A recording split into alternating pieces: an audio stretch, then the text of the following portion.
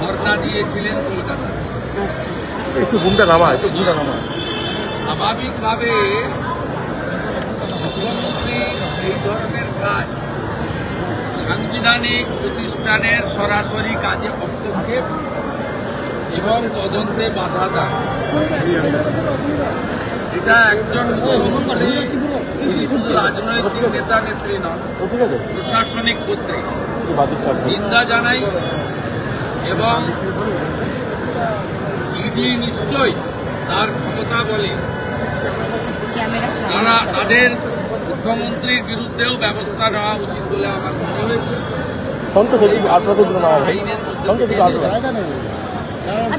দাদা কি এমন ব্যাপার রয়েছে? মুখ্যমন্ত্রী চলে গেলেন, কমিশনার চলে গেলেন। আইপ্যাক ভোটার লিস্ট থাকবে কেন? আইপ্যাক ভোটার লিস্ট মানে ভোটে যারা আপনি তো ভোটার লিস্ট আছে বলছেন। দাদা ভোটার লিস্ট থাকবে কেন? দাদা কি এমন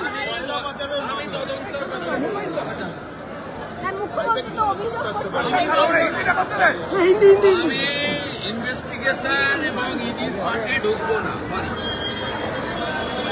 দাদা কি এমন? আমি মুখ্যমন্ত্রী যাওয়া সিপি যাওয়াটাকে মনে করি অনৈতিক, অসাংবিধানিক, কেন্দ্রীয় সংস্থার তদন্তে সরাসরি বাধা দান মুখ্যমন্ত্রী এর আগেও করেছেন। রাজীব কুমারের বাড়িতে রেড হওয়ার সময় এবং তিনি 5 ঘন্টা ধর্ণা দিয়েছেন নিজাম প্যালেসে। আপনার যখন বেশ কয়েকজনকে গ্রেপ্তার করেছেন, এরা মুখ্যমন্ত্রীর অভ্যাসের মধ্যে পড়ে। রাজ্য সাংবিধানিক অধিকার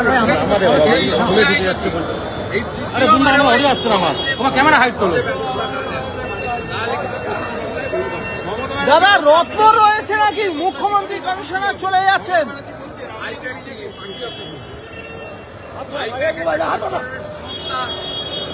তাদের বিরুদ্ধে অভিযোগ আছে, তদন্ত করবে, তারা দেখিয়ে দেবে কাগজপত্র, তাদের রিটার্ন ফাইল সবকিছু পরিষ্কার আছে।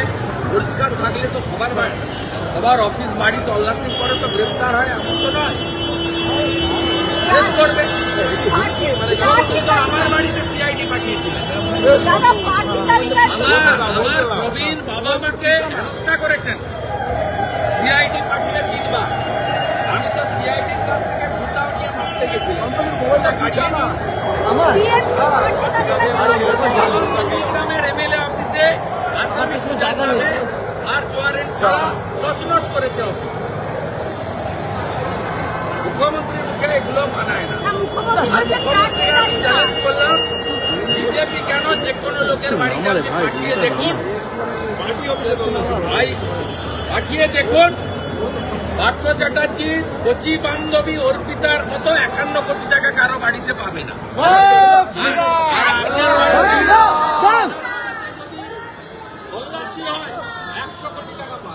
দাদা মুখ্যমন্ত্রী কি প্রতীক জৈনকে বাঁচাতে গেলেন? মুখ্যমন্ত্রী কি বাঁচাতে গেলেন? আপনি প্রথম প্রশ্ন করলেন, আপনাকে যদি প্রশ্ন শিখিয়ে করে আলাদা কথা, আমি ফেস করতে যাই, আমি স্কিপ করি না। প্রথমে বললেন ভোটার লিস্ট আইপ্যাকে থাকবে কেন? এখন বলছেন প্রার্থী তালিকা আইপ্যাকে থাকবে কেন? আর উনি আসার আগে কুকুর দিয়ে ঠাকুরের মন্দিরকে ঠকাবেন না, রীতি মানবেন। ভক্ত সবাই সমান। যদি ভক্ত হিসেবে কেউ আসেন, মতুয়া রীতি নীতি মেনে আসবেন। এখানে যদি মুখ্যমন্ত্রীর ভাইপো হিসেবে ক্ষমতা দেখাতে আসেন, আর কেউ স্বীকার করুক না করুক, মতুয়া সমাজ স্বীকার করুক।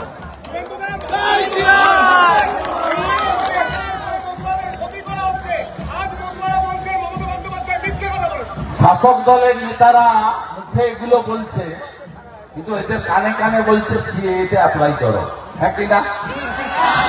ওরা বলছে না? শাসক দলের যত পঞ্চায়েত কাউন্সিলর আছে, যারা আছে, তারা ক্যামেরা সরিয়ে কানে কানে বলছে সিএতে অ্যাপ্লাই করো, আর মাইকে বলছে ক্যাচিছি। বিচারিতা মোদি হ্যাঁ তো মুমকিন হ্যাঁ। কোন মতুয়ার নাম, হিন্দু শরণার্থীর নাম ভোটার তালিকা থেকে কাটতে দেব না।